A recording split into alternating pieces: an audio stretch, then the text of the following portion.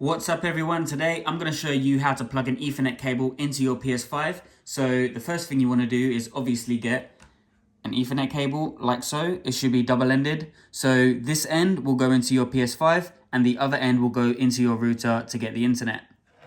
So once you've got your Ethernet cable, what you want to do is turn over your PS5 to the back and you should see the Ethernet port right here in between the USBs and the HDMI.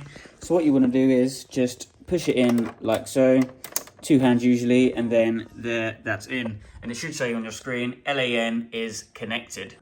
Now once the Ethernet is plugged in, head over to the top right in settings, go down to network, go to settings, and then set up internet connection. Now mine is already connected to my hyper optic Wi-Fi, although for some reason it says failed at the moment. But what you want to do is go down to the wired LAN and connect through there. Should be connected right now. Lovely. Checking, just connecting to the internet. This could take a few seconds depending on how fast. And now you're connected to the wired LAN 1. If you have multiple ports on your router, you can obviously use any. I have 4, but I've just plugged it into 1.